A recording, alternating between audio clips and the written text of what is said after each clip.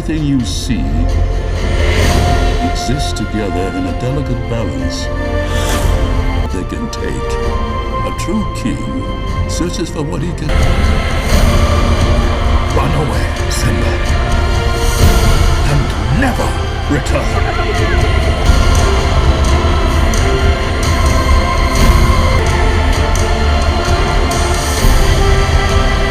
In the circle of life.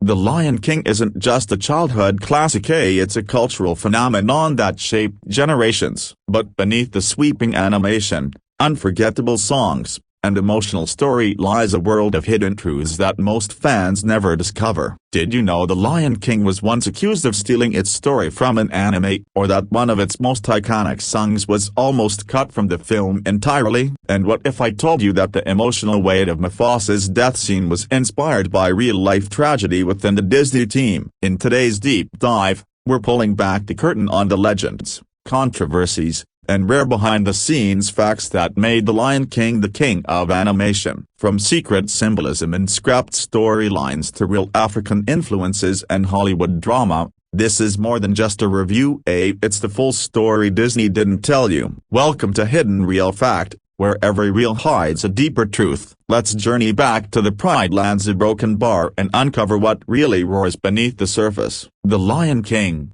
2019, is an American musical drama film and a photorealistic animated remake of Disney's classic 1994 animated movie. Directed by Jon Favreau and written by Jeff Nathanson, the movie was produced by Walt Disney Pictures and Fairview Entertainment. It features a star-studded voice cast, including Donald Glover, Seth Rogen, Chiwetel Ejiofor, Alfred Woodard, Billy Eichner, John Connie, John Oliver, Florence Kasumba, Eric Andre tilde copyright, Keegan-Michael Key, J.D. McCrary, Shahadi Wright Joseph, Bianca tilde copyright Knowles Carter, and James Earl Jones who returned as Mufasa one last time. The story follows Simba, a young lion prince who runs away from his kingdom after his father, Mufasa, is killed by his evil uncle, Scar. While living in exile and growing up far from home, Simba eventually finds the courage to return and fight for his rightful place as king. Disney officially announced the remake in September 2016,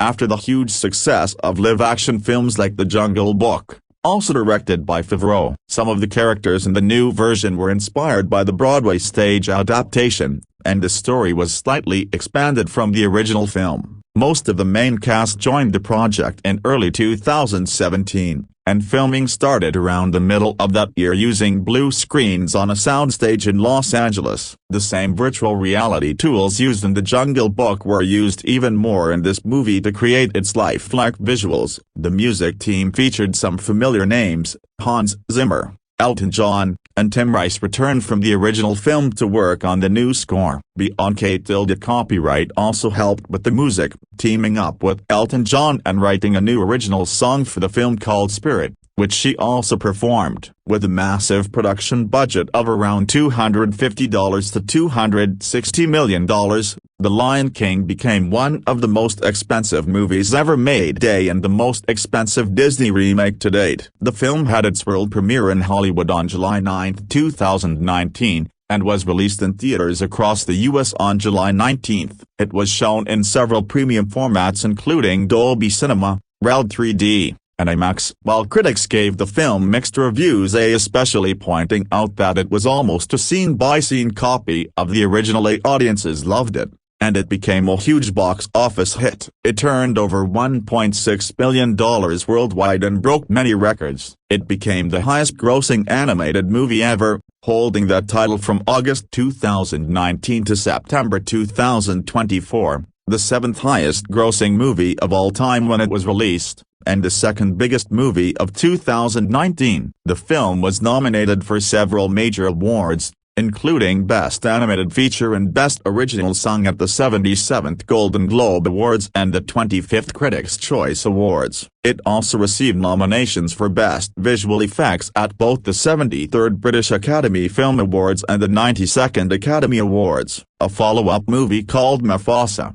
The Lion King A, which acts as both a prequel and a sequel. A was directed by Barry Jenkins and released on December 20, 2024. James Earl Jones's return to the role of Mufasa in Disney's 2019 photorealistic remake of The Lion King stands as one of the most poignant casting decisions in the film's production. At 88 years old during filming, Jones brought back the thunderous gravitas that defined the original 1994 animated version, where his voice as the wise and noble king of the Pride Lands first captivated audiences worldwide. Director Jon Favreau, in a deliberate nod to continuity, approached Jones early in the development process, viewing him not just as an actor but as an irreplaceable cultural touchstone. James Earl Jones's Mufasa, Favreau stated in interviews, emphasizing that recasting the role would have felt like a betrayal of the character's essence. This choice was rooted in Jones's unparalleled ability to convey paternal authority and profound wisdom through mere vocal inflection, qualities honed over decades in theater,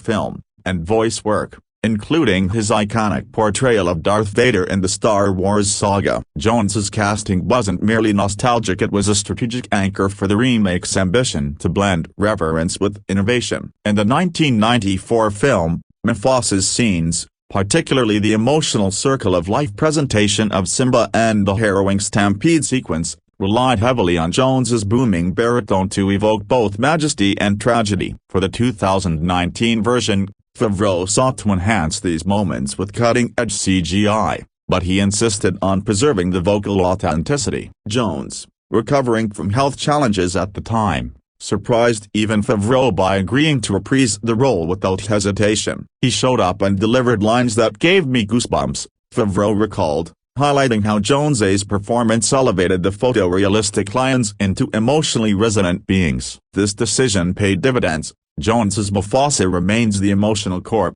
his voice cutting through the film's hyper-realistic visuals like a moral compass amid the savannah's chaos. Delving deeper into Jones's preparation, the actor drew from his extensive Shakespearean background. The roles in Othello and King Lear informed Mufasa's kingly poise to infuse the character with Shakespearean depth. In behind-the-scenes featurettes, Jones described revisiting the script as a meditation on legacy, noting how Mufasa's arc mirrors his own career, a rise from humble beginnings in Mississippi to iconic status, marked by resilience against personal and societal adversities, including overcoming a stutter in youth. This personal resonance translated into subtle vocal nuances during the "Remember Who You Are" sequence. Jones's delivery of "You Are My Son" and "The One True King" carries a layered vulnerability absent in the original, hinting at Mufasa's unspoken fears for Simba's future. The impact of Jones's casting extended beyond the screen. As one of the few black actors to voice a lead in a Disney blockbuster during the 1990s,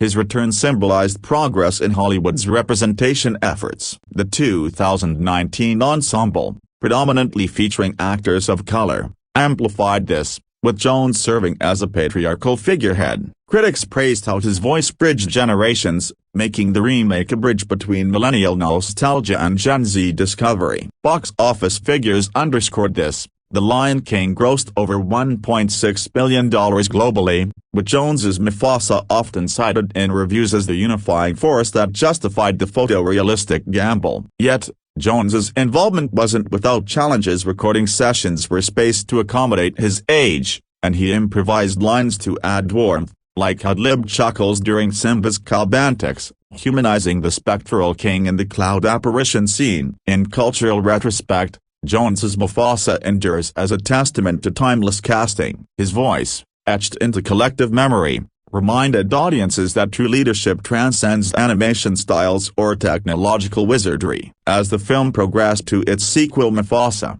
The Lion King in 2024, Jones's final performance as the elder Mufasa archived and woven into the narrative cemented his legacy, ensuring that every roar echoes with authenticity. This casting choice, more than any other, grounded the remake in emotional truth, allowing Favreau's visual spectacle to soar without losing its heart. Donald Glover's selection as adult Simba, versatility meets vulnerability. Donald Glover's casting as the adult Simba marked a bold evolution for the character, infusing the 2019 Lion King with a modern blend of musical flair, comedic timing, and draw emotional depth. Announced in early 2017, Glover, then riding high from Atlanta, and his childish Gambino persona was Favreau's top choice after a serendipitous meeting at a Spider-Man: Homecoming premiere. "We bonded over improv," Favreau explained, noting Glover's background in sketch comedy from 30 Rock and Community as key to reimagining Simba's journey from carefree cub to burdened king. Unlike the original's Matthew Broderick,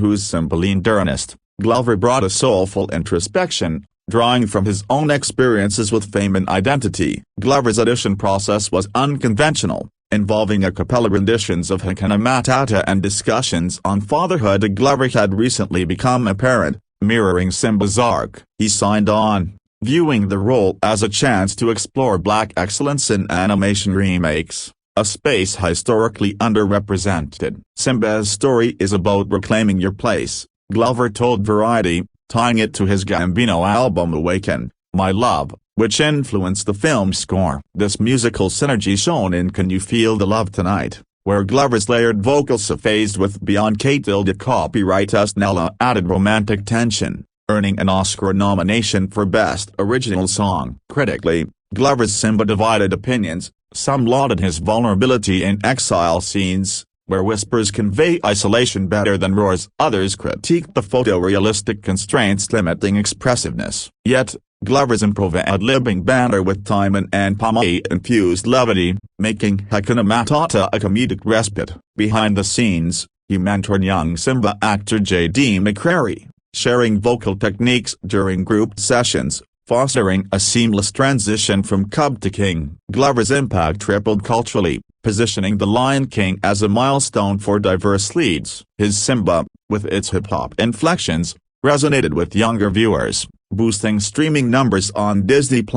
As Glover reflected post-premiere, the role humanized his public persona, blending rapper, actor, and storyteller into a kingly archetype that endures. J.D. McCrary and Shahadi Wright Joseph, capturing youthful innocence as young Simba and Nala. The dual casting of J.D. McCrary as young Simba and Shahadi Wright Joseph as young Nala injected unbridled energy into the 2019 remake, their chemistry a highlight amid the film's somber tone. At 10 and 13 years old respectively during filming, both were Broadway veterans. McCrary from The Lion King musical, Joseph from its sequel, making their selections feel predestined. Favreau scouted them via theater recommendations, prioritizing raw talent over star power. "They brought joy to set," he noted, as their off-script giggles during "I Just Can't Wait to Be King" lightened the voice booth. McCrary's Simba embodied mischief with a prophetic edge. His rendition of the aforementioned song,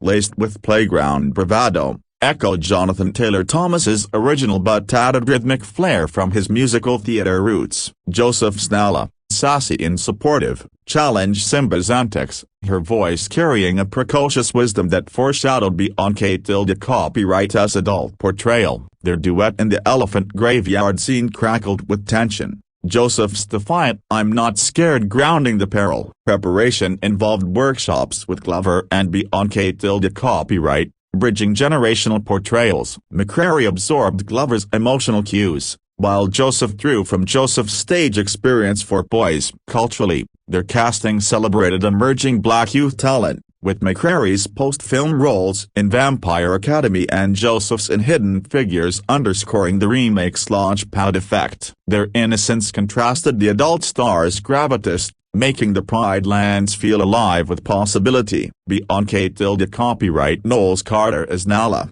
empowerment through song and strength. Beyonce copyright's embodiment of adult Nala elevated the character from sidekick to co-protagonist. Her casting announced in November 2017 as their final puzzle piece in an all-star ensemble. Favreau pursued her for months, drawn to her regal poise from Dreamgirls and Black Panther's Queen of Wakanda vibe. "Nala needed someone who could match Simba's fire but add grace," he said, citing Beyonce copyright's Lemonade era as inspiration for Nala's resilient arc. Her involvement extended to curating the companion album The Lion King, The Gift, blending African sounds with R&B, which debuted at number 2 on Billboard. Beyonce copyright's Nala is fiercely independent in Shadowland, Her soaring vocals convey a longing and determination, a departure from Moira Kelly's understated original. Recording solo initially due to scheduling pregnant with twins at the time, she later synced with Glover, their harmonies in the love ballad sparking on-screen romance. Co-stars raved about her presence. Eichner called her otherworldly, while her ad-libs added emotional layers to reunion scenes. This casting amplified themes of black female empowerment, with Nala's confrontation of Scar a feminist pivot. Beyond Kate copyright-esque global icon status drove marketing, her album boosting the film's cultural footprint. Post-release, it inspired discussions on representation, solidifying Nala as an icon of strength. Chiwetel Ejiofor's Scar, a psychologically layered villain. Chiwetel Ejiofor's Scar transformed the scheming uncle into a psychologically tormented antagonist. His casting in 2017 a coup for Favreau, who sought a voice-blending menace with pathos after 12 years a slave. Ejiofor beat out contenders like Idris Elba, drawn by the role's exploration of jealousy as a black sheep complex. Scar's brutality stems from internalized rage, Ejiofor explained,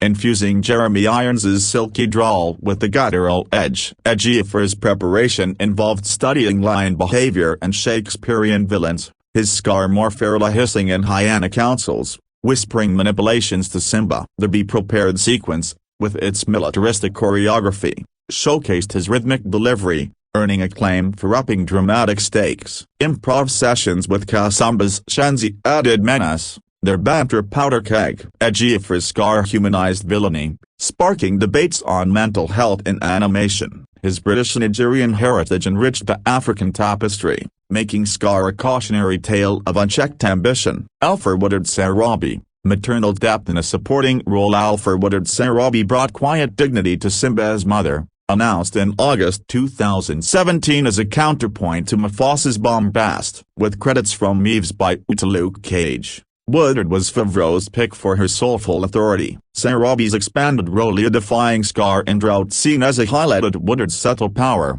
her voice a soothing timbre amid turmoil. Woodard channeled maternal instincts from her activism, ad-libbing pleas in the Stampede aftermath. Her chemistry with Jones evoked a lived-in partnership, deepening Pride Land's lore. Critically overlooked, her performance grounded family themes, influencing perceptions of maternal roles in remakes. John Connie's Rafiki, wisdom rooted in African heritage. South African legend John Connie's Rafiki infused the Mandrel shaman with authentic cultural resonance. Cast in 2017 for his Black Panther gravities, Rafiki is Africa's storyteller, Connie said, drawing from Xhosa traditions to enrich the character's mysticism. His staff-whirling animations synced with Connie's rhythmic chants, making Circle of Life a tribal celebration. Connie's improvised wisecracks during Simba's exile added levity, his voice a gravelly oracle. As a post-apartheid icon, his casting honored the film's African inspirations,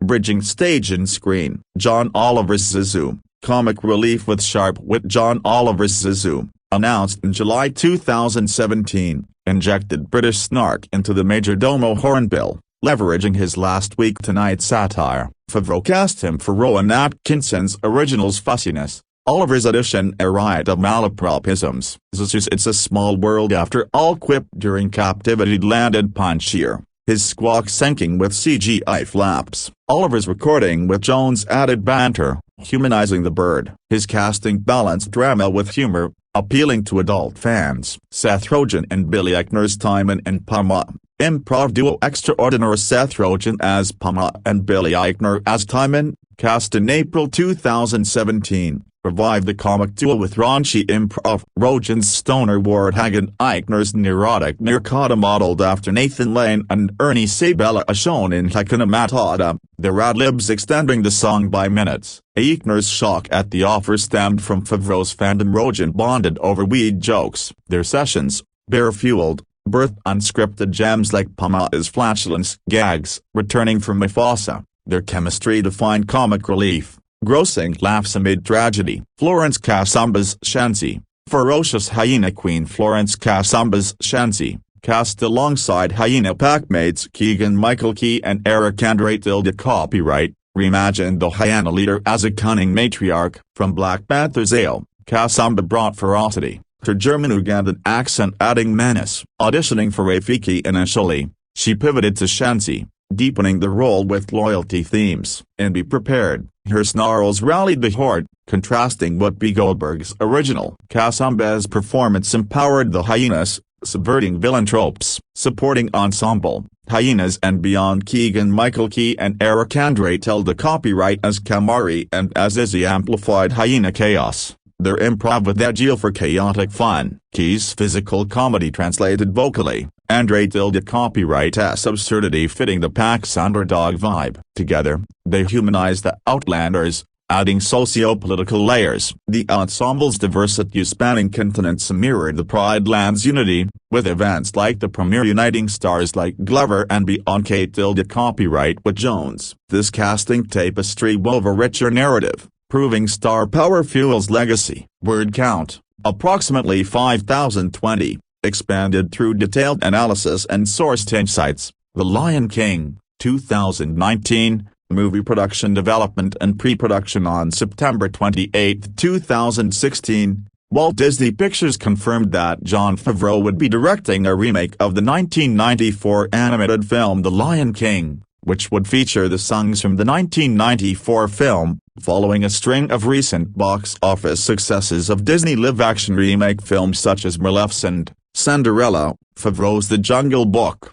and Beauty and the Beast, with the latter three also earning critical praise. The success of these previous remakes, particularly The Jungle Book, 2016, provided the foundation and confidence for Disney to proceed with reimagining one of their most beloved animated classics. On October 13, 2016, it was reported that Disney had hired Jeff Nathanson to write the screenplay for the remake. Nathanson's involvement brought considerable experience in crafting compelling narratives, particularly for family-oriented blockbusters. The screenplay development process involved careful consideration of how to update the original story while maintaining its core emotional impact and universal themes. The film's conceptual approach represented a significant departure from traditional animation while remaining faithful to the source material's heart. In November, talking with ComingSoon.net, Favreau said the virtual cinematography technology he used in The Jungle Book would be used to a greater degree in The Lion King. This technological advancement would prove crucial to the film's visual identity, allowing filmmakers to create photorealistic environments and characters that maintained the emotional resonance of the original while offering a completely new visual experience. Although some reports reported The Lion King would be a live-action film,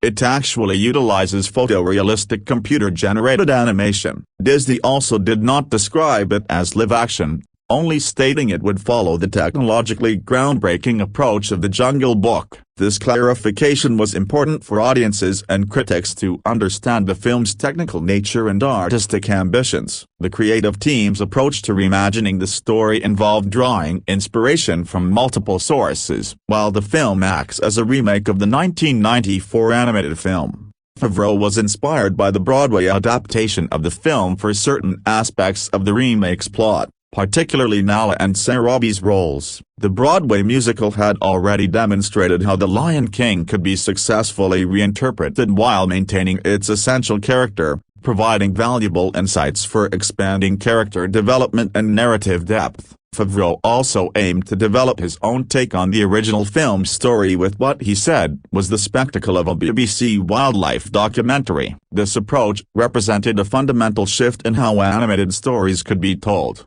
blending the emotional storytelling of Disney animation with the breathtaking realism of nature documentaries. The goal was to create an immersive experience that would transport audiences directly into the African savanna while maintaining the magical elements that made the original film special. The casting process began early in 2017 and involved assembling both established stars and rising talent. In mid-February 2017, Donald Glover was cast as Simba, with James Earl Jones reprising his role as Mufasa from the 1994 film. Jones's return was particularly significant, as his iconic voice had defined the character for an entire generation. His participation provided a direct link between the original film and the remake, lending gravitas and continuity to the project. In April 2017, Billy Eichner and Seth Rogen were cast to play Timon and Pumbaa, respectively. The casting of these comedic talents signaled the filmmakers' intention to maintain the humor and heart of the original while bringing fresh perspectives to beloved characters. Their chemistry and improvisational skills would prove crucial to bringing new life to these iconic roles. The summer of 2017 saw continued casting announcements that rounded out the ensemble. In July 2017,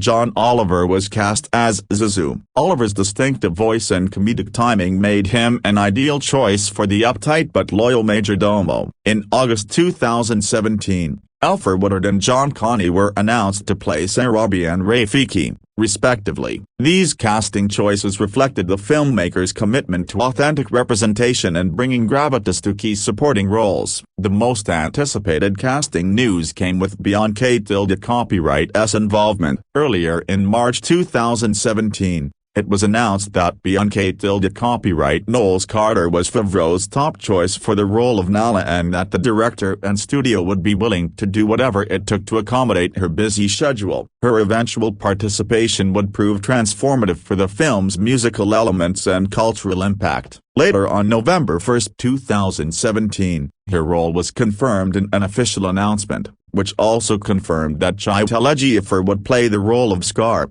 and announced that Tarek Andre Copyright, Florence Kasumba, and Keegan-Michael Key would be the voices of Azizi, Shansi, and Kamari, while J.D. McCrary and Shahadi Wright Joseph would be the voices of young Simba and young Nala, respectively. The casting approach reflected contemporary values and authenticity. Director Jon Favreau stated that the film's predominantly black cast was a timely update that brought greater authenticity to the film's African inspirations. This conscious decision acknowledged the story's African setting and cultural roots, ensuring that the voice cast reflected the geographic and cultural authenticity that the visual approach was striving to achieve. The film's development was marked by tragedy and dedication. This serves as the final credit for film editor Mark Lee Volsey, who died in September 2018. The film is dedicated to him. Lee Volsey's contribution to the film's final form was significant, and his posthumous recognition speaks to the collaborative nature of filmmaking and the lasting impact of individual contributors. Filming the production of The Lion King represented a revolutionary approach to filmmaking that blurred the lines between animation and live-action cinematography. Much of the main cast signed on in early 2017,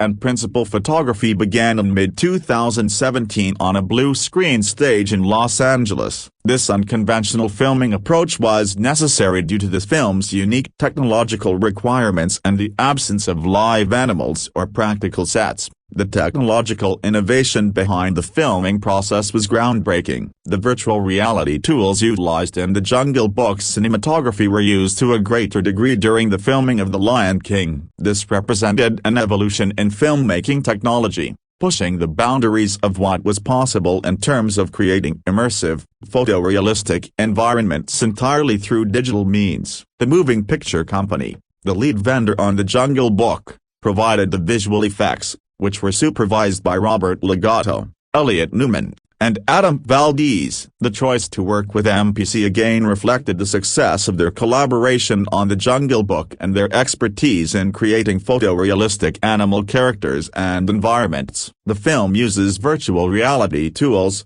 according to Legato. These tools allowed filmmakers to explore and shoot in virtual environments as if they were physical locations, providing unprecedented creative control over camera movements, lighting, and composition. Virtual production supervisor Girish Balakrishnan said on his professional website that the filmmakers used motion capture and VR technologies. The technological platform underlying the production was sophisticated and collaborative. According to Favreau, MPC worked together with tech firms Magnapus and Unity Technologies to build the film's technology platform using the Unity game engine. This integration of gaming technology with film production represented a significant advancement in how movies could be conceived, planned, and executed. The scale of the visual effects work was unprecedented. MPC was in charge of all the VFX shots for the film. There are 1,490 VFX shots. Every single frame of the film required extensive digital work,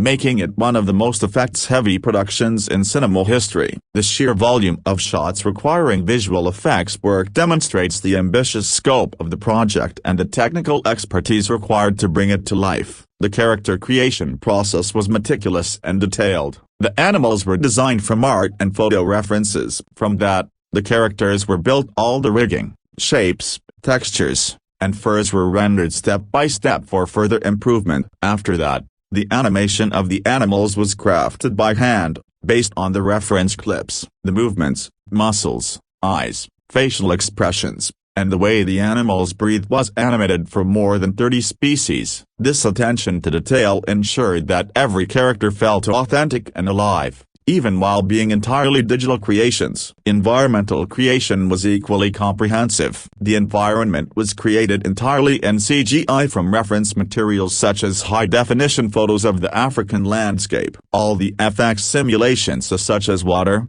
dirt and fiery were created by combining VR technology with camera shots so that scenes could be digitally built within a VR-simulated environment. This approach allowed filmmakers to create an immersive African savanna that felt completely authentic while being entirely constructed in digital space. Innovation extended to cinematographic techniques. New software developed for the movie made it possible to create scenes with the shaky cam look of a handheld camera. This technological advancement allowed for more dynamic and naturalistic camera work, contributing to the documentary-style aesthetic that Favreau was pursuing. The revolutionary nature of the production was recognized by industry executives. Sean Bailey, Disney's president of production, said of the film's visual effects, "It's a new form of filmmaking. Historical definitions don't work. It uses some techniques that would traditionally be called animation, and other techniques that would traditionally be called live action. It is an evolution of the technology Jon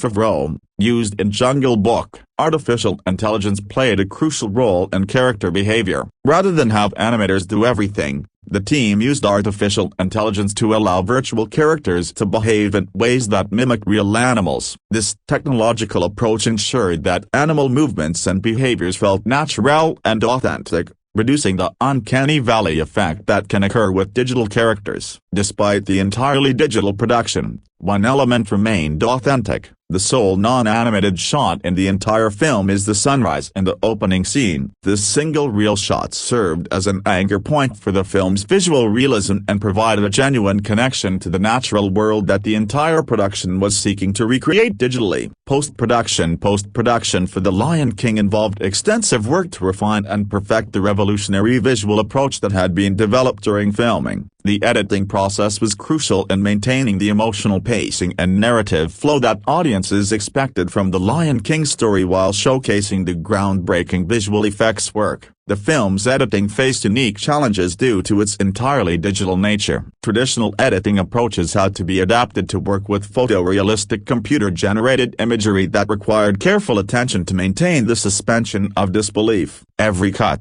transition, and sequence had to be crafted to support the illusion that audiences were watching real animals in authentic African locations. Color grading and visual refinement played crucial roles in achieving the final look. The post-production team worked to ensure that the digital environments and characters maintained visual consistency while supporting the emotional arc of the story. The lighting, atmospheric effects, and environmental details all required extensive refinement to achieve the documentary-style realism that Favreau envisioned. Sound design and mixing were equally important in creating the immersive experience. The audio landscape had to complement the photorealistic visuals while maintaining the musical and emotional elements that made the original film beloved. This required careful balance between naturalistic animal sounds and the stylized musical sequences that were essential to the story. The post-production process also involved extensive quality control and refinement of the digital characters and environments. Each of the 1,490 visual effects shots required individual attention to ensure that animal movements,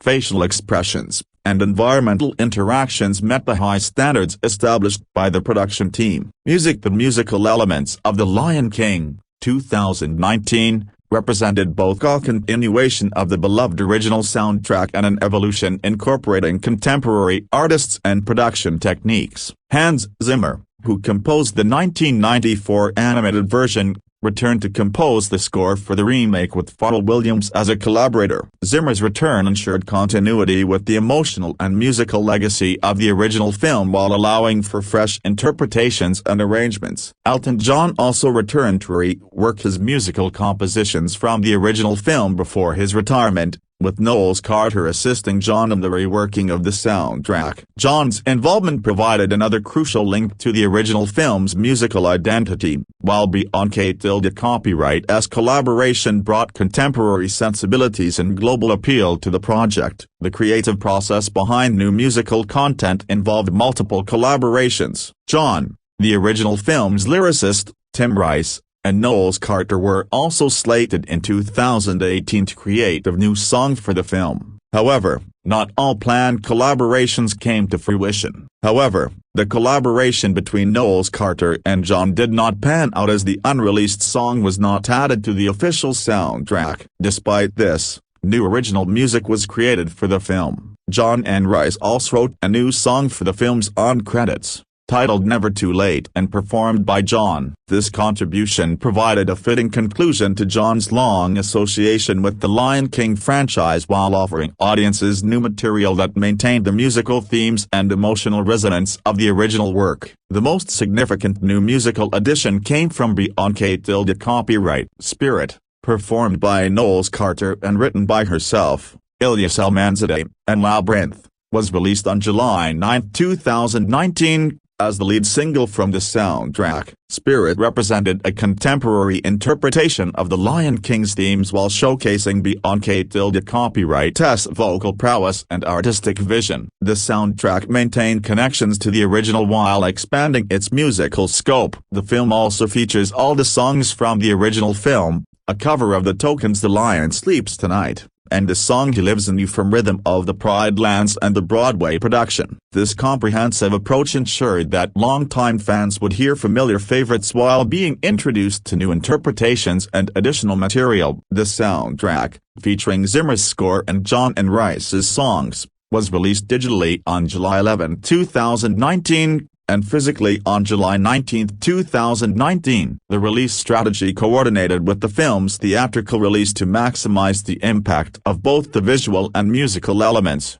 Untold copyright-esque involvement extended beyond individual songs to a complete companion album. Knowles Carter also produced and curated an album titled The Lion King, The Gift, which features Spirit, as well as songs inspired by the film. The album was released on July 19, 2019. This additional album provided extended exploration of African musical influences and contemporary interpretations of the film's themes, offering audiences a broader musical experience connected to the movie. Released theatrical. The theatrical release of The Lion King was carefully orchestrated to maximize global impact and audience engagement. The film's marketing campaign built anticipation through strategic trailer releases and promotional events that showcased the groundbreaking visual technology while honoring the beloved original story. The first teaser trailer and the official teaser poster for The Lion King debuted during the Dallas Cowboys' annual Thanksgiving Day game on November 22,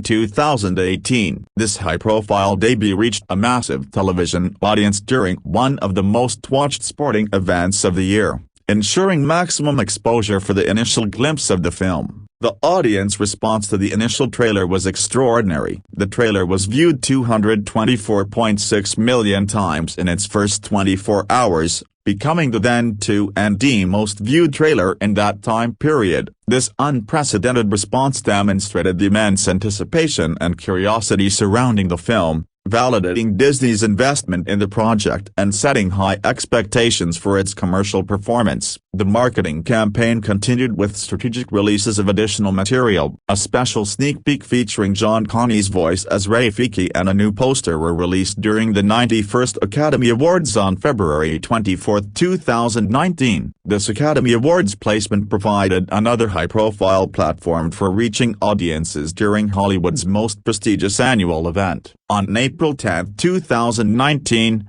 Disney released the official trailer featuring new footage which revealed Scar, Zazu, Simba and Nala, both as cubs and as adults, Sarabi, Rafiki, Timon and Pumbaa, and the hyenas. This comprehensive trailer gave audiences their first substantial look at the full cast of characters and the scope of the visual achievement, building further anticipation for the summer release. The response to subsequent trailers maintained the momentum. The trailer was viewed 174 million times in its first 24 hours, which was revealed on Disney's Investor Day 2019 webcast. While slightly lower than the initial teaser, this viewing figure still represented exceptional audience engagement and continued strong interest in the film. The marketing strategy included character-focused materials. On May 30, 2019, 11 individual character posters were released. These posters allowed audiences to connect with individual characters while showcasing the photorealistic achievement of the digital artistry. Musical elements were featured prominently in the promotional campaign. A special sneak peek featuring Chiwetel copyright Knowles Carter's, Billy Eichner's, and Seth Rogen's voices as Nala, Timon, and Pama, respectively, was released on June 3, 2019. A special sneak peek featuring Knowles Carter and Donald Glover's voices as Simba and Nala singing Can You Feel the Love Tonight and also featuring James Earl Jones' voice as Mufasa, was released on June 20, 2019. The final promotional push included comprehensive behind-the-scenes content. On July 2, 2019, Disney released an extensive behind-the-scenes featurette detailing the various aspects of the film's production along with 7 publicity stills featuring the voice actors facing their animal counterparts. This material helped audiences understand and appreciate the technological innovation behind the film while highlighting the star-studded cast. The marketing investment was substantial. All in all, Disney spent around $145 million promoting the film. This significant promotional budget reflected the studio's confidence in the project and the importance of the film to Disney's overall business strategy. The film's premiere events were high-profile affairs. The Lion King premiered in Hollywood on July 9, 2019. The film had a European premiere in London on July 14 in Leicester Square, which included the first red carpet appearance of Prince Harry together with Meghan, Duchess of Sussex, who attended in support of their charitable conservation work in Africa. The royal attendance provided additional prestige and media coverage for the film's international launch. The film was theatrically released in the United States on July 19, 2019, in IMAX and 3D. The premium format releases demonstrated Disney's confidence in the film's visual spectacle and provided additional revenue streams while offering audiences enhanced viewing experiences. The global rollout was strategically planned. The film began its international rollout a week before its domestic release, starting with July 12 in China. This international first approach allowed the film to build momentum in key overseas markets before the crucial domestic opening weekend. Despite the marketing claims of innovation, the film faced criticism about originality. The trailers of the film led to a claim of its being a shot-for-shot remake of Disney's 1994 film. Disney executives responded to these concerns, with Sean Bailey, Disney's president of production, said that while the film will revere and love those parts that the audience wants, there will be things in the movie that are going to be new. Director Jon Favreau also addressed these concerns directly. On April 18, 2019, Favreau stated that some shots in the 1994 animated film are so iconic he couldn't possibly change them, but despite what the trailers suggest, this film is not just the same movie over again, and later said it's much longer than the original film, and part of what we're doing here is to give it more dimension, not just visually but both story-wise and emotionally. The film is approximately 30 minutes longer than the original. However, the filmmaker's promises of originality were met with skepticism upon release. Despite Favreau's claims, upon release, the film was criticized by fans and critics alike for being nearly identical to the original, with many citing its overall lack of originality as a major flaw. Home media. The home media release strategy for The Lion King reflected contemporary distribution practices that prioritize digital platforms while maintaining traditional physical media options. The Lion King was released by Walt Disney Studios Home Entertainment on digital HD on October 11, 2019, followed by a DVD, Blu-ray, and Ultra HD Blu-ray release on October 22. This release window provided a relatively quick transition from theatrical to home viewing, allowing families to continue enjoying the film at home during the holiday season. The digital-first release strategy reflected changing consumer preferences and viewing habits. The availability on digital platforms allowed immediate access for consumers who preferred streaming or download options, while the subsequent physical media release catered to collectors and those preferring traditional ownership models. The home media release included premium format options that showcased the film's technical achievements. The Ultra HD Blu-ray release specifically highlighted the visual spectacle that was central to the film's appeal, allowing viewers with appropriate equipment to experience the photorealistic imagery in the highest possible quality available for home viewing. The transition to streaming platforms was also carefully managed. It started streaming on Disney Plus on January 28, 2020. It is one of the first theatrical films to be released on Disney Plus, alongside Aladdin, Toy Story 4, Frozen 2, Captain Marvel, and Star Wars: The Rise of Skywalker. This inclusion in Disney's flagship streaming service demonstrated the film's importance to the company's direct-to-consumer strategy and provided subscribers with access to one of the year's biggest releases. A tie-in novelization extended the film's reach into publishing. A tie-in novelization of the film written by Elizabeth Rudnick was published by Disney Publishing Worldwide on June 4, 2019. This novelization allowed fans to experience the story in a different medium while providing additional details and insights that might not have been evident in the film itself. Reception. Box office. The Lion King's box office performance was extraordinary, establishing multiple records and demonstrating the continued appeal of Disney's animated classics when reimagined with cutting-edge technology. The Lion King grossed $543.6 million in the United States and Canada, and $1.113 billion in other territories, for a worldwide total of $1.657 billion. These figures place the film among the highest-grossing movies of all time and validated Disney's investment in photorealistic remakes of animated classics. The premium format contribution was significant to the overall box office performance. $63 million came from IMAX. This substantial IMAX revenue demonstrated that audiences were willing to pay premium prices for enhanced viewing experiences that showcased the film's visual achievements. The film's opening performance was record-breaking. The film had a global debut of $446 million, the ninth largest of all time and the biggest opening for an animated film. This opening weekend performance immediately signaled that the film would be a major commercial success and established high expectations for its continued box office run. The film's achievement of the billion-dollar milestone was remarkably swift. On July 30, 2019, The Lion King passed the $1 billion mark at the global box office. Reaching this milestone in just 11 days from its domestic release demonstrated the film's broad global appeal and exceptional commercial performance. The film achieved multiple historic milestones. The Lion King became the highest-grossing animated film of all time,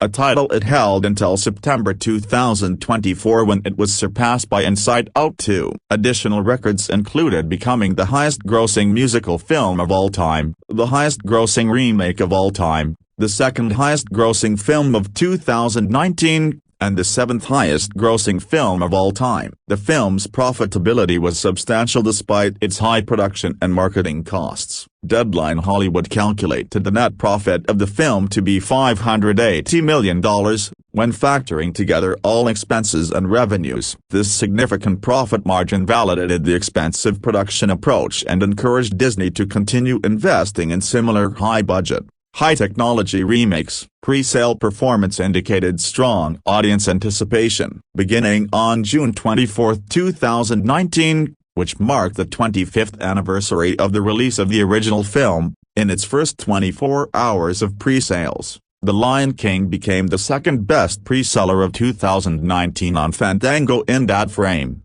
behind Avengers: Endgame. While Atom Tickets reported it was their best-ever first-day sales for a family film, industry projections proved conservative compared to actual performance. 3 weeks prior to its release, Industry tracking projected the film would gross $170 million in its domestic opening weekend. By the week of its release, estimates had the film debuting to as much as $180 million from 4,725 theaters, beating Avengers: Endgame's record of 4,662. The actual opening weekend exceeded even optimistic projections. The film made $77.9 million on its first day, including $23 million from Thursday night previews. It went on to debut to $191.8 million over the weekend, the highest opening total of the Disney reimaginings of animated films, beating Beauty and the Beast's $174.8 million,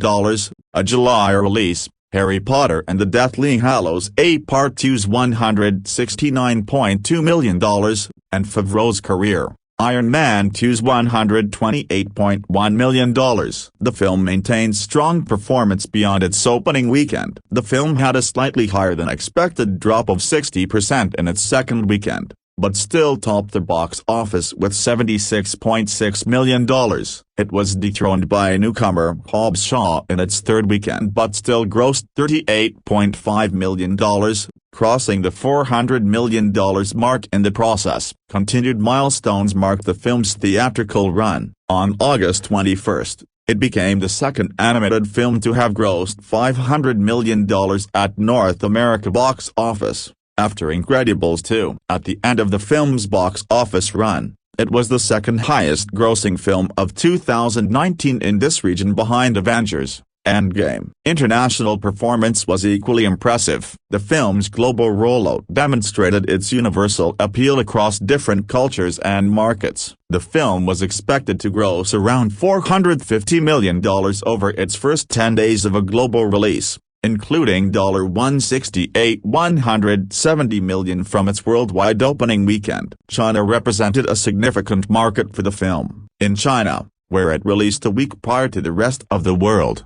the film was projected to debut to $60 million. It ended up opening to $54.2 million, besting the debuts of live-action remakes The Jungle Book and Beauty and the Beast. The global opening exceeded expectations. Over its first 8 days of global release, the film made a total of $751 million, including $351.8 million from overseas territories. This included $269.4 million from its opening weekend. Sans China, with its largest countries being the United Kingdom, Ireland and Malta, $20.8 million, France, $19.6 million, Mexico, $18.7 million, Brazil, $17.9 million, South Korea, $17.7 million, Australia, $17.1 million, and Russia, $16.7 million,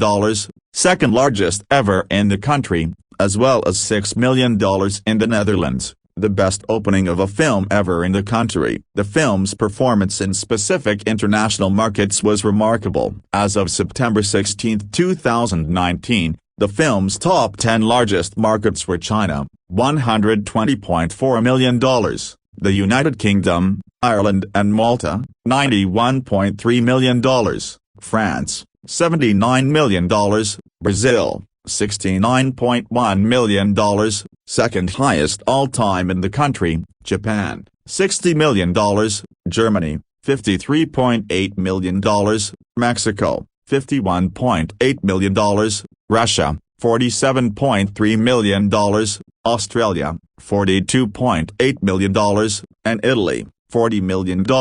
International records were established in multiple territories. The film became the first animated and musical film to gross $1 billion at overseas box office. As of September 2019, the film became the highest-grossing film of all time in the Netherlands, $30.2 million, surpassing previous record held by Titanic, $28.5 million including re-release, and South Africa, $107.6 million, $7.29 million, surpassing Black Panther in local currency terms. In dollar terms, is still second highest of all time. The film dominated 2019 box office performance in numerous international markets. Meanwhile, the film became the highest-grossing films of 2019 in many other countries and regions: Austria, Belgium and Luxembourg, Bulgaria, France, Algeria, Monaco, Morocco and Tunisia,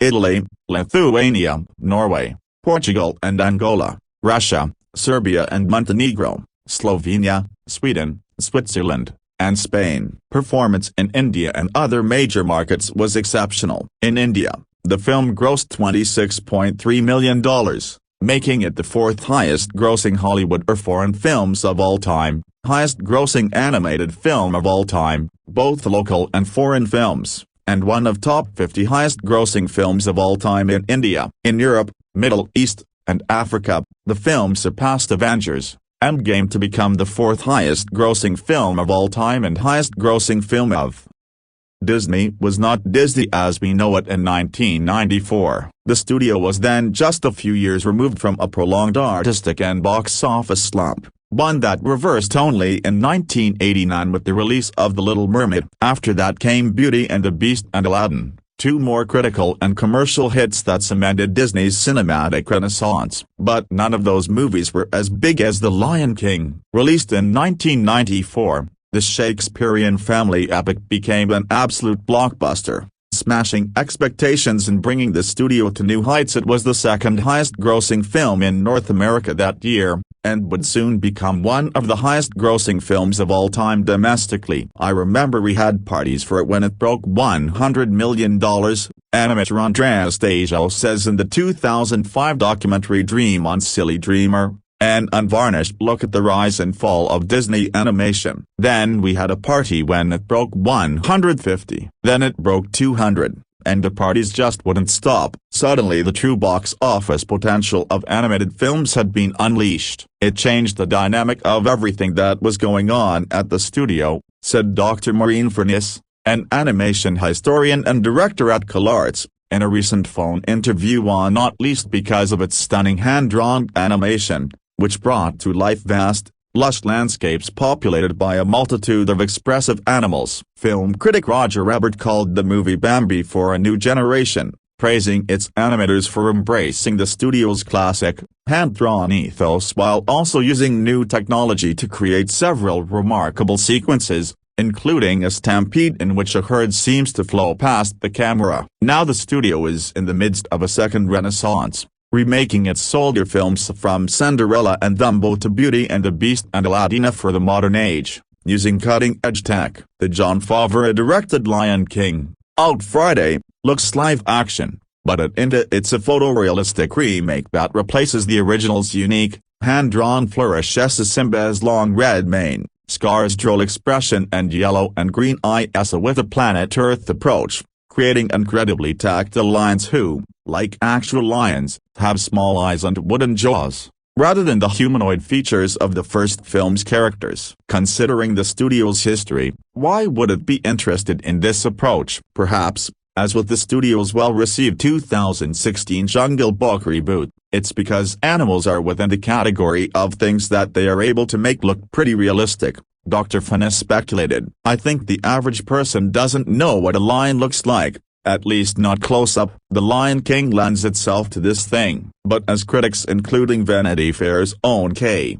Austin Collins have noted, the end result of this ultra-realistic approach is visually impressive but hollow. He compared the film to a video game, one that allows viewers to step into the Lion King experience while missing the point of what made the first film resonate. It's a lesson in why we value animation in the first place, Collins wrote in his review. We value it for, well, its animated nature, as a medium to convey emotions that are bigger on screen than in real life, and exaggerated expressions, flights of fancy, a complete rejection of physics. The photorealistic technique, critics argue, is missing the classic Disney stamp of the studio's time-honored, individualized approach to giving each character its own distinct aesthetic. Viewers can sense that idiosyncratic artists created every character in the original film. Dr. Furness noted a Disney technique dates back to the studio's 9 Old Men, the influential core group of animators who began shaping its animation ambitions in the 1920s and 1930s. The pleasure of that animation,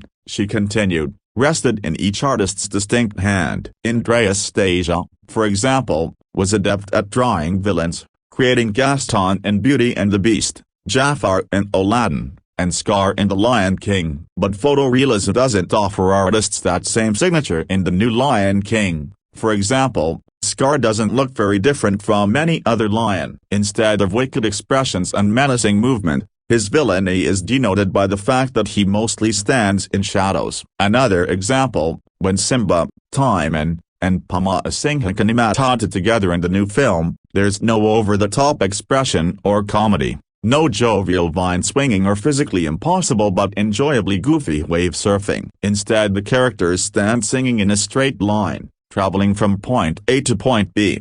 Because hey, that's what real animals would do. Compared side by side with the original sequence, as seen in the clip below, the new film looks surprisingly joyless. It's extraordinary work in and of itself, the new film's ability to render a near-perfect imitation of something from the real world. The problem is, how do you make a handcrafted National Geographic character?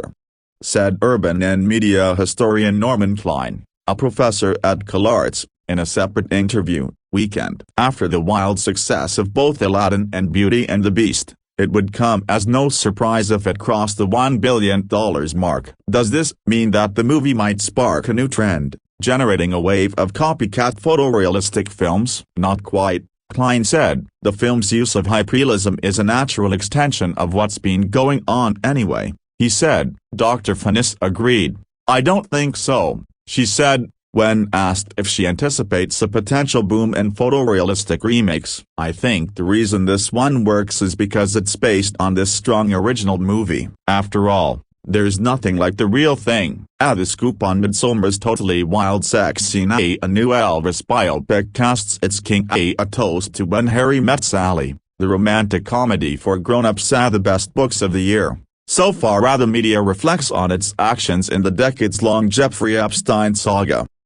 Looking for more? Sign up for our daily Hollywood newsletter and never miss a story. Set off by some of the richest imagery the studio's animators have produced, and held together by a timeless coming-of-age tale, The Lion King marks it as an unexpectedly daring addition to the Disney canon. There's little doubt that this film, abetted by a marvelous cast of star voices and songs by Elton John and Tim Rice tending toward huge, sonorous choral numbers, will draw huge, sonorous crowds this summer and beyond. But the film shifts from upbeat sequences, featuring two snappy sidekicks and plenty of good-hearted accomplices in the classic Disney mold, to scenes of truly terrifying Animal Kingdom violence that should cause parents to think twice before bringing along the Little Mermaid set. And though the songs are well integrated with the story that's part Candide, part Hamlet, they lack the charm and subtle wit of the Alan Menken, Howard Ashman tunes for The Little Mermaid and Beauty and the Beast. A mesmerizing pre-credits opening sets up the story and establishes an epic tone that carries through much of the movie. As the sun rises over the African jungle, the animals gather in teeming flocks and herds and broods of gazelles, giraffes, birds, zebras, heeding a call to assembly as the anthemic circle of life builds over the animals sounds to a roaring crescendo when they come together in a clearing beneath the promontory. Up there, Mufasa, James Earl Jones, the Lion King, and his queen, Sarabi, Madge Sinclair, look on approvingly as the mystical baboon Rafiki, Robert Guillaume, presents their cub, Simba. Jonathan Taylor Thomas, as the future Lion King, while Zazu the Hornbill, a hilarious Rowan Atkinson, flits about, making sure the king's bidding is attended to. Think Sebastian and Mermaid. But there's a shadow on the festivities, and it's not feminists seeing red over such grandiose patriarchal partying. It's Mufasa's brother Scar, Jeremy Irons, a dangerous mix of jealousy, murderous intent and bitchiness, with a trio of menacing, snarly and equally bitchy hyenas: Shansi, Whoopi Goldberg, Bonsai, Cheech Marin, and Dad, Jim Cummings. Scar begins his campaign to kill off his competition for the throne, enticing Simba and his girlfriend, Nala, Nikita Kalami, to venture into forbidden territory, which turns out to be a hyena-packed elephant's graveyard. Saving the teeny couple from being devoured by the pack, Mufasa teaches his son a lesson about leadership. At one point, father and son look into a starry sky. Aside from the animals, the film's most ravishing depictions are the deep and brilliant night skies. And Mufasa explains that the stars are the kings of the past watching over them. That information comes in handy in the movie's most stunning sequence, which finds Mufasa again saving Simba, this time from a swarming stampede of hyenas and wildebeests set in motion by Scar. The prolonged charge scene concludes with Mufasa, having saved Simba, crawling up a mountainside, only to be met by Scar, who promptly and brutally commits fratricide and then convinces Simba it was all his fault. As Hans Zimmer's tumultuous score quiets down, the young cub sets out in exile while Scar and the hyenas take over the jungle. Finally,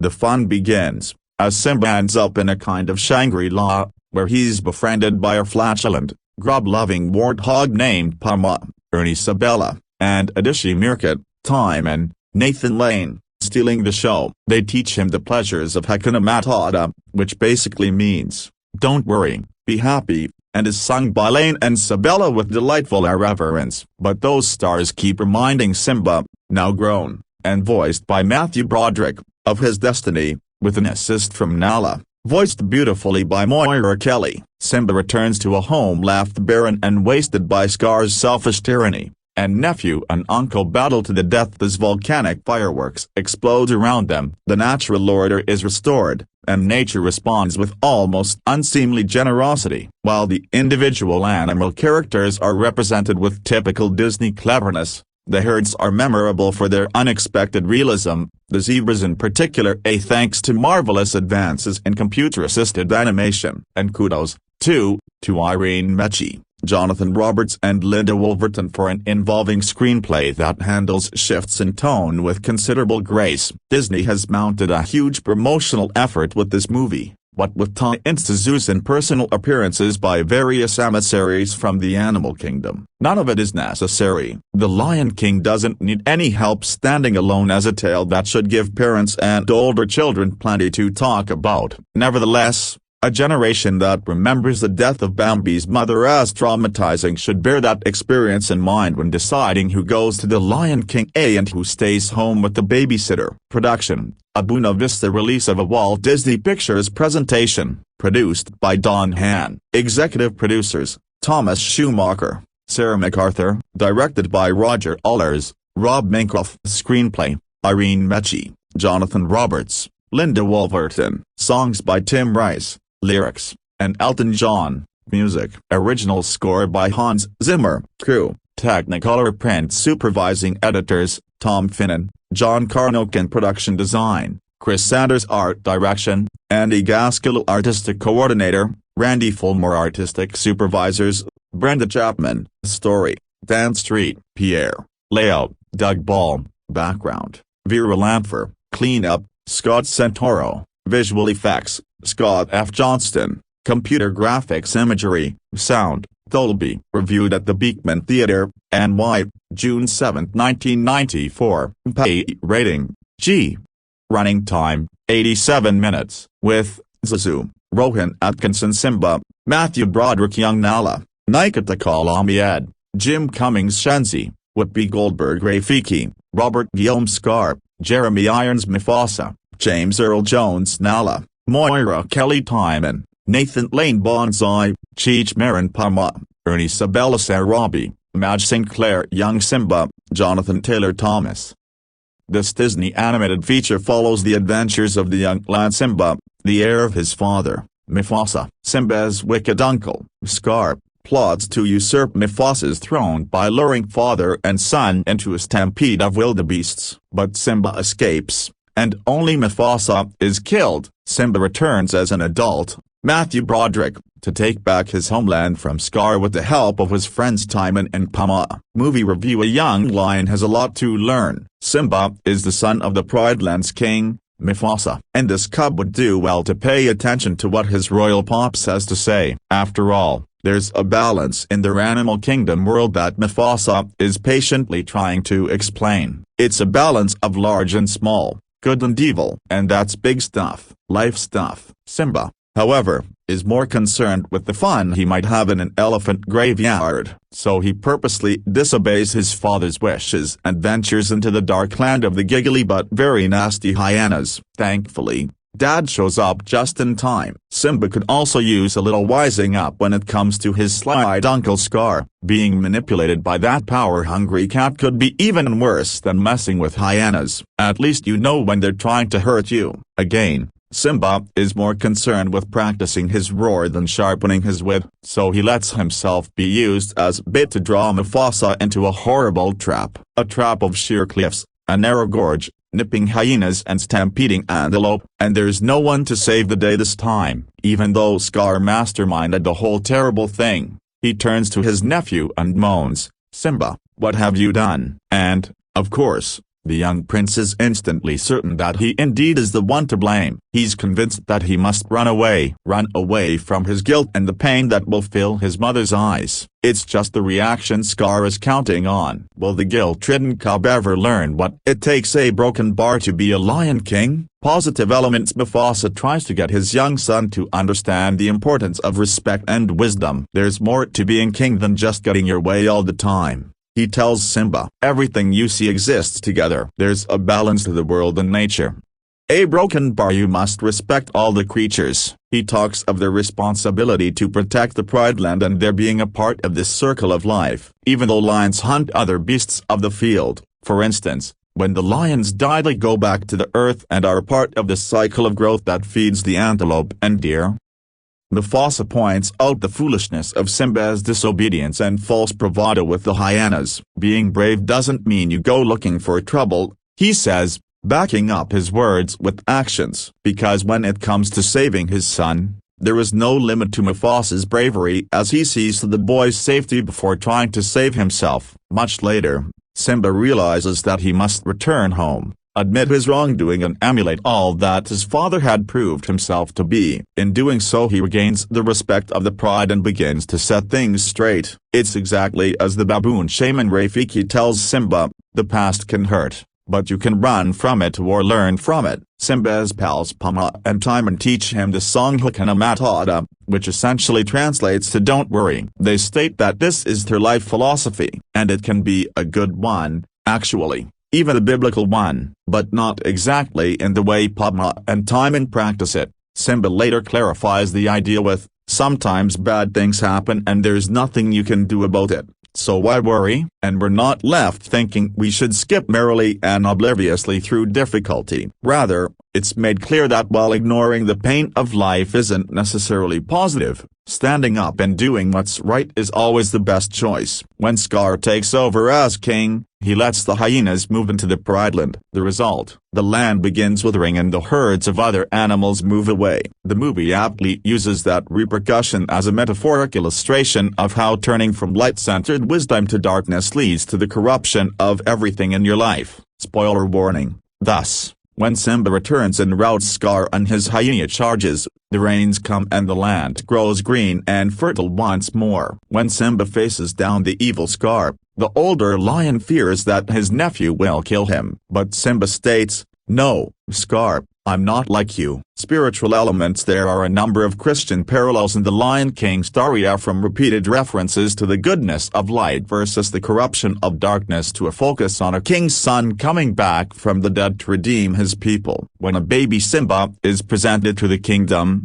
all the animals bow, and at one point a doubting Simba sees a heavenly vision of his father swirling above him in the clouds like a spirit. It encourages the young lion to remember who you are. A broken bar, you are more than you have become. A broken bar, you are my son and the one true king. There is also a hybrid of tribal spiritualism represented by the baboon shaman Rafiki. Other animals kneel in respect as he passes, and he performs several small rituals that involve fruit juice and other bits and pieces of nature. On the day of Simba's birth he rubs sticky juice on the cub's brow and sprinkles him with dirt. Later he tosses gathered leaves and seeds in a bowl and studies them for a message about Simba's well-being and whereabouts. Rafiki tells Simba, "I know your father, he's alive and I'll show him to you."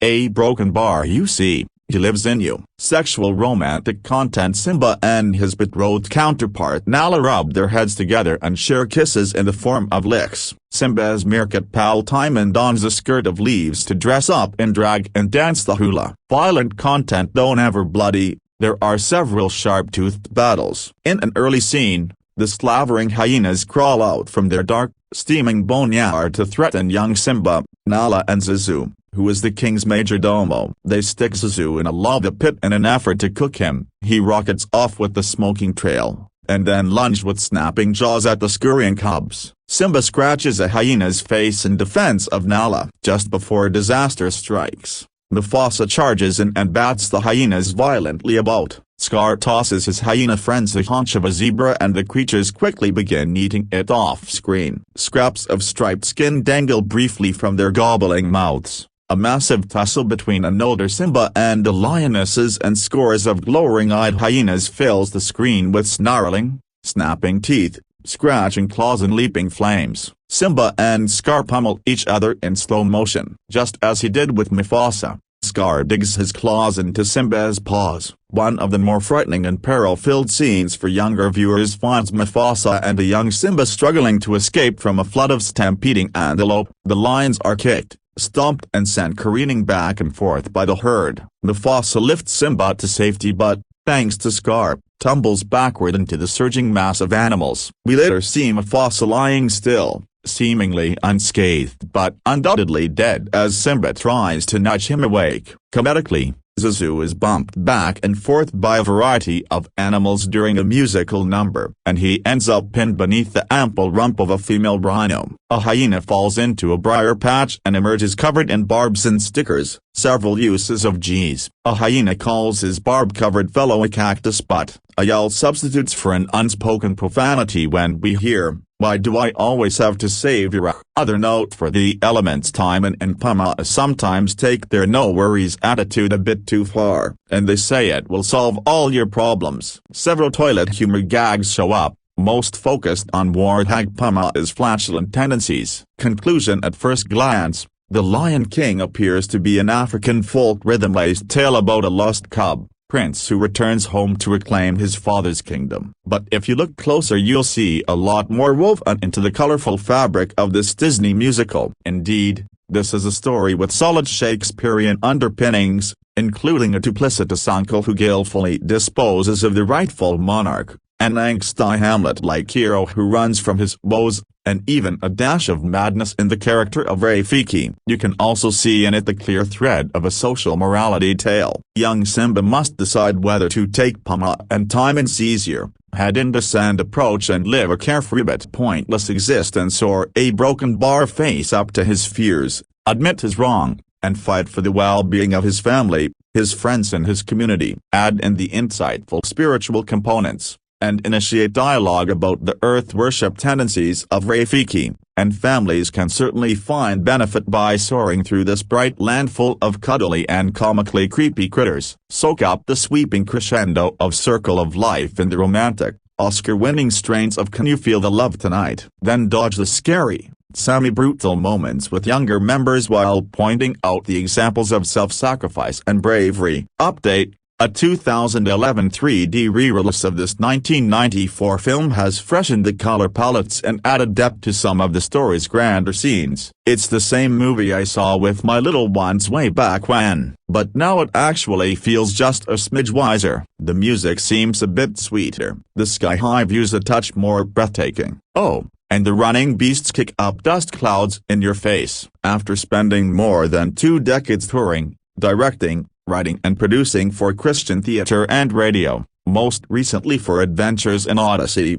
which he still contributes to, Bob joined the Plugged-In staff to help us focus more heavily on video games. He is also one of our primary movie reviewers. The 1994 Disney classic animation, with songs by Elton John and Tim Rice, is the best-selling home video ever. Cultural insensitivities aside, it is a magical film worth seeing on the big screen. In this regular feature series on some of the most talked-about films, we examine the legacy of classics and re-evaluate modern blockbusters. We continue this week with the 1994 film The Lion King. One of the stars of the so-called Disney Renaissance, that period in the late 1980s/early 1990s when the studio began winning awards and raking in the cash again. Roger Allers and Rob Minkoff's 1994 smash hit is a strange and lovely film. Strange because, on the surface, there's very little to it, and lovely because, well, you'll see. With sequels,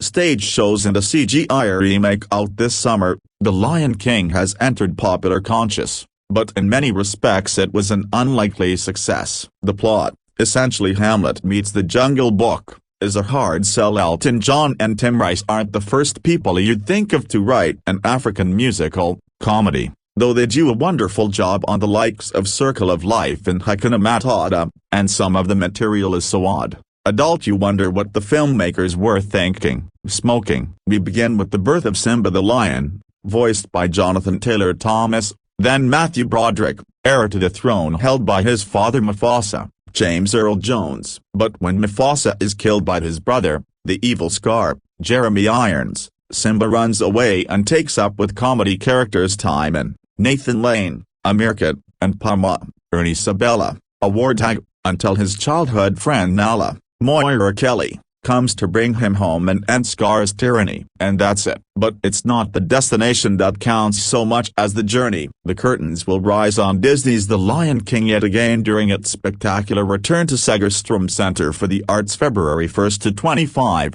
2024. Disney's The Lion King is a Broadway show in a league of its own, seamlessly translating the stunning visuals of the 1994 animated classic film on stage in unparalleled live performances. For generations, audiences have been delighted with the unforgettable music, storytelling, and artistry delivered by the production across the globe. Take a journey into the Serengeti with 10 little-known facts about the beloved Broadway production that has been enjoyed by over 110 million audience members. Disney's The Lion King has been performed on 6 continents. A mere 3 years after the premiere of the classic animated film, Disney's The Lion King had a pre-Broadway run in the Orpheum Theatre in Minneapolis, Minnesota the summer of 1997 before opening on Broadway in the New Amsterdam Theatre the same year. Since its 1997 opening, Disney's The Lion King has become a global sensation. The production currently reigns as the most successful musical in multiple countries and occupies theaters in the United Kingdom, Spain,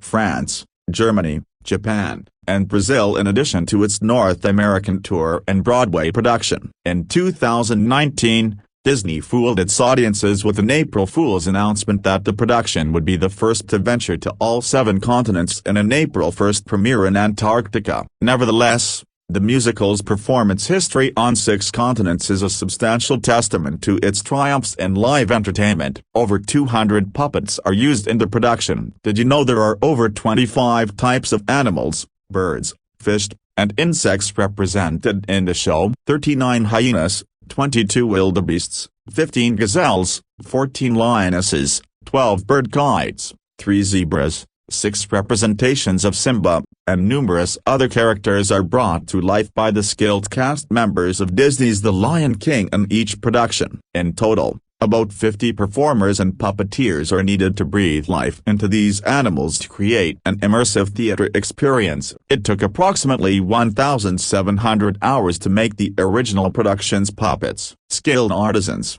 puppeteers, and sculptors spent approximately 1,700 hours crafting the variety of masks and puppets for the original Broadway production under the management of director and designer Julie Taymor. Silicone rubber and carbon fiber overlays were used to create the masterpieces presented on stage. Carbon fiber, the same material used to craft airplanes, assisted with the durability and longevity of the handcrafted pieces. Julie Taymor was later awarded Tony Awards for Best Direction of a Musical and Best Costume Design in 1998 for her artistic genius in bringing the characters of the African savanna to life. The animals on stage range from 18 feet to 5 inches tall. The tallest puppets, portraying exotic giraffes during I Just Can't Wait to Be King, come in at a staggering 18 feet tall. Some of the additional giraffes in the production measure 14 feet tall and require actors trained in stilt walking as well as a 6-foot ladder to enter the costume. The giraffes may be the tallest animal on stage, But perhaps one of the most impressive feats in puppetry is the production's large elephant measuring 13 feet long, 12 feet high, and 9 feet wide. Nicknamed Bertha by the show's original crew, the puppet requires 4 actors for operation, and one not occupied. It collapses down for easy storage. But don't let the large animals monopolize your focus, otherwise you might miss the 5-inch trick mouse at the end of Scar's cane. The heaviest costume weighs 45 pounds. The Pama puppet is worn as a backpack to help provide a bit of relief to its actor carrying all 45 pounds of the warthog. Pama's sidekick, Timon, weighs in at 15 pounds. The carefree lifestyle of this tool may be a bit harder to adopt if it requires carrying a total of 60 extra pounds. But the actors in Disney's The Lion King make it look so easy. It takes 18 trucks to transport the North American tour of Disney's The Lion King. The current North American tour of Disney's The Lion King uses 18 trucks to transport all of the production's materials. It takes a village, and 18 truckloads of set pieces and puppets, to put on each performance on the road. The North American tour recently celebrated its 20th anniversary after launching in April of 2002. The tour has played more than 9,000 performances during 223 engagements in 93 cities. Few other tours in theater history have impacted such a wide range of audiences. There are 6 indigenous African languages sung and spoken throughout the show. Swahili, Zulu, Xhosa, Sato, Swana, and Congolese can be heard during Disney's The Lion King's infamous songs and spoken lines to incorporate the African culture that is woven into the classic tale. The unforgettable circle of life opens the production with Zulu lyrics that will be recognized by fans of the 1994 film. Disney's The Lion King has been performed in 9 different languages: English, Japanese, German, Korean, French, Dutch, Spanish, and Mandarin in its lifetime, with each translation retaining the indigenous African languages from the original production. The Swahili phrase Hakuna Matata is said 25 times in every performance. Hakuna Matata, arguably the most iconic phrase from The Lion King, roughly translates to no trouble or take it easy. The catchphrase has inspired viewers from multiple generations to not worry about things outside of a person's control. With The Lion King's reach to a multitude of audiences, the Hakuna Matata mindset has spread to many across the globe. Disney's The Lion King has earned more than 70 major theater awards internationally. The theatrical production has been bestowed with numerous awards and honors, including 6 1998 Tony Awards for Best Musical, Best Direction of a Musical, Best Scenic Design, Best Costume Design, Best Lighting Design, and Best Choreography. The Lion King holds the title of the 3rd longest-running Broadway show in history, behind The Phantom of the Opera, which ran from 1988 to 2023,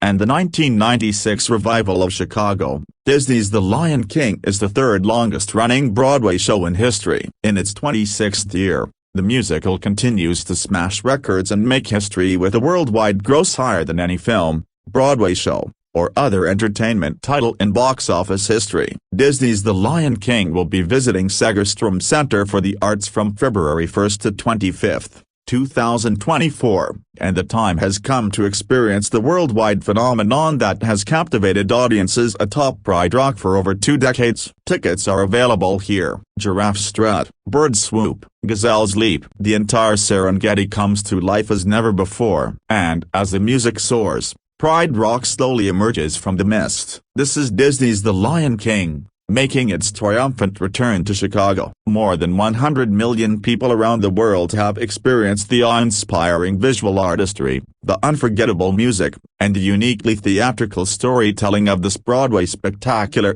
one of the most breathtaking and beloved productions ever to grace the stage. Winner of 6 Tony Awards registered, including Best Musical, The Lion King brings together one of the most imaginative creative teams on Broadway. Tony Award registered winning director Julie Taymor brings to life a story filled with hope and adventure set against an amazing backdrop of stunning visuals. The Lion King also features the extraordinary work of Tony Award registered winning choreographer Garth Fagan and some of Broadway's most recognizable music, crafted by Tony Award-registered winning artists Elton John and Tim Rice. There is simply nothing else like The Lion King. All patrons, regardless of age, must have a ticket. The Lion King is recommended for ages 6 and older. Get ready to take your place in the circle of life by learning all about the Tony Award-winning The Lion King on Broadway. Be prepared to check out The Lion King, Broadway's wildly popular and third longest-running show. The Disney film captured the emotions of countless audiences upon its premiere in 1994.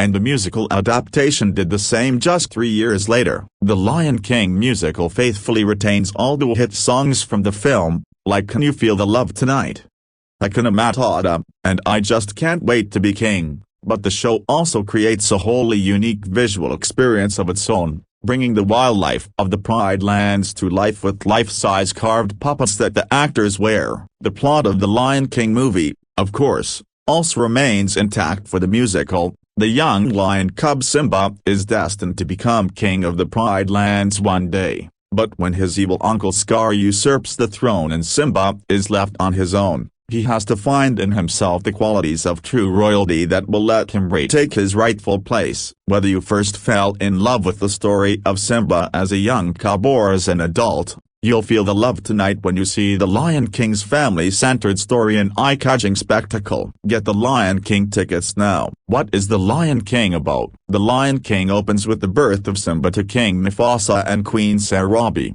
who rule the African Pride Lands. As Simba grows into a feisty cub, Mufasa explains to Simba that he'll one day take over the throne of the Pride Lands, but warns him to stay away from the shadowy area behind the Pride Lands. That happens to be the home of Scar, Mufasa's bitter brother who wants the Pride Lands throne for himself. He plans to kill Mufasa and Simba in order to steal the line of succession. He puts his plan into motion when the over-curious Simba goes to visit him outside the Pride Lands, where Scar encourages Simba to explore even more forbidden territory, an elephant graveyard against Mufasa's wishes. While Simba is in the graveyard, Scar lures Mufasa there just as he's striking up a stampede. Mufasa is killed, but Simba escapes and ends up coming of age in the jungle, where his new friends Timon and Pumbaa teach him a carefree lifestyle. Eventually, though, Simba has to find his strength and return to the Pride Lands to challenge his uncle and take his rightful place on the throne. Where is The Lion King playing? The Lion King is at the Minskoff Theatre. The theater is located at 200 West 45th Street between 7th and 8th Avenues. The musical started its run at the New Amsterdam Theatre, but moved to the Minskoff so Mary Poppins could take the New Amsterdam. The Minskoff has also hosted other long-running shows in the 1980s and 90s, like West Side Story and Sunset Boulevard. How long is The Lion King? The Lion King runs 2 hours and 30 minutes, including one intermission. This is a typical length for a Broadway musical, though musicals can run anywhere from 90 minutes to 3 hours. Intermissions are usually either 15 or 20 minutes long. What days is The Lion King playing? The Lion King plays 8 performances a week at the Minskoff Theatre, with performances usually scheduled every day except Monday. There are 2 performances on Saturdays and Sundays. For the complete performance schedule and show times, please visit the Lion King page to learn more. When did The Lion King premiere? The story of The Lion King truly began centuries ago, as The Globe. Below are some of the major productions of The Lion King musical worldwide. 1997 Minnesota production.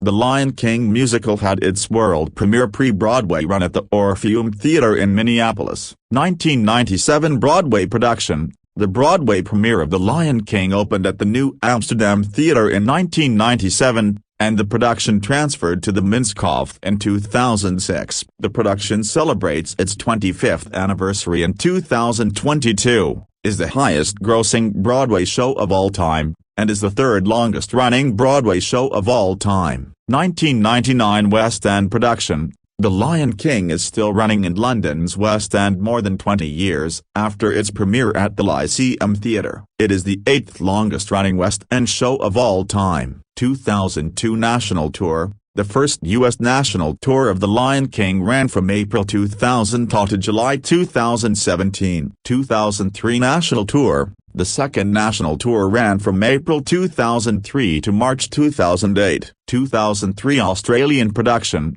The Australian premiere of The Lion King ran from October 2003 to June 2005 and won multiple awards. 2007 French production. The French premiere of The Lion King ran for just under 3 years and won multiple awards. A French revival opened at the same theatre. th copyright sans Mogador. In 2021. 2007 South African production. The 2007 production in Johannesburg, South Africa, which closed in February 2008, was the first production of The Lion King musical in Africa. All 53 cast members were South African. 2017 national tour. The third U.S. national tour began in 2017 and is currently running. 2018 international tour. The first international tour of The Lion King began in the Philippines and has stops in Singapore, South Korea,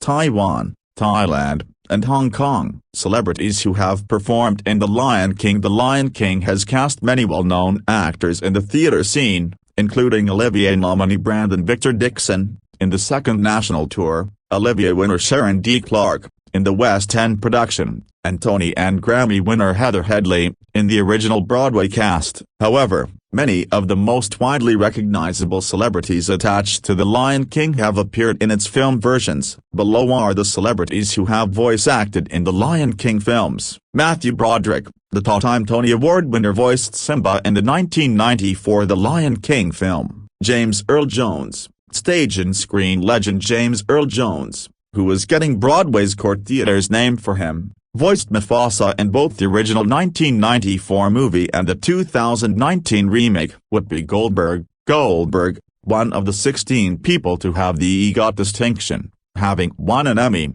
Grammy, Oscar, and Tony Award, voiced Shenzi in the 1994 movie. Beyond Kate copyright. The 28-time Grammy Award-winning singer voiced Nala in the 2019 The Lion King movie. Nathan Lane, 3-time Tony-winning Broadway favorite Nathan Lane voiced Timon in the 1994 movie. Donald Glover, the Community star and rapper, also known as Childish Gambino, voiced Simba in the 2019 movie. On-screen adaptations of The Lion King. The Lion King musical isn't the original basis for a film, rather, it's the other way around. The musical was adapted from the hit Disney movie, which won 2 Academy Awards and a Golden Globe Award. The movie has 2 sequels, The Lion King 2, Simba's Pride, and The Lion King 1A 1/2, as well as 2 TV series spin-offs, though material from these is not part of The Lion King Broadway musical. Here are the Lion King films that share a plot with the Disney musical adaptation. 1994.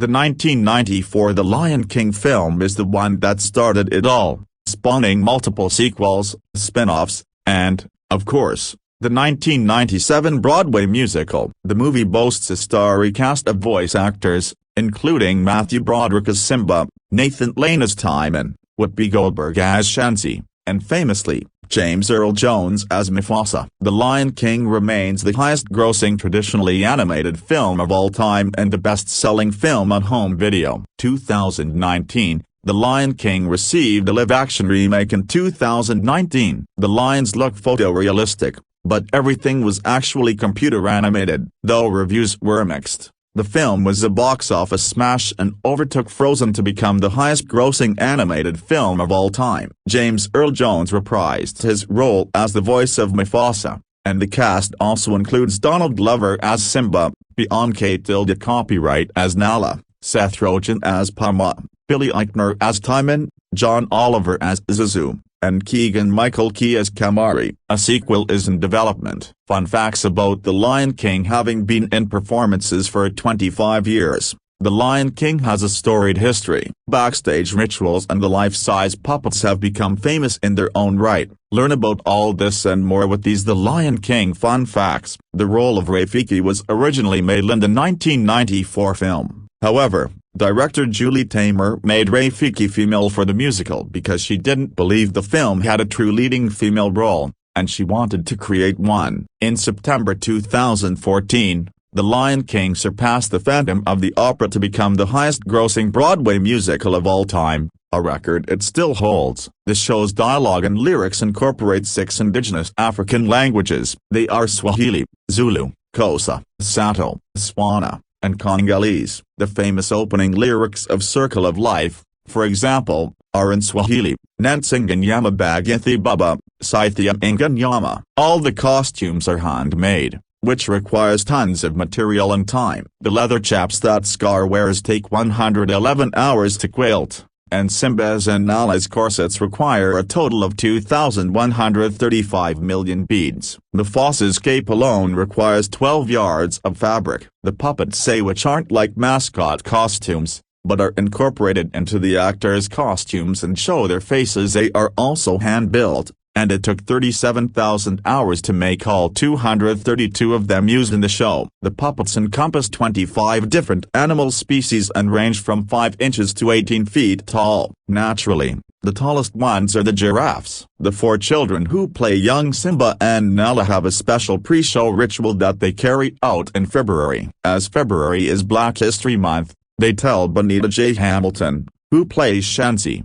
a fact about a black historical figure before each performance. Hamilton has led the ritual for 17 years with the various children that have assumed the roles. How to get the Lion King tickets? Whether you're a longtime fan of the classic Disney movie, a parent looking for family-friendly entertainment, or someone of any age looking for a stunning spectacle that'll bring you no worries for the rest of your days, or at least a few hours, you'll find your place in the circle of life at the Lion King. Now that you know all about the show, the best way to be prepared to go is by securing your tickets.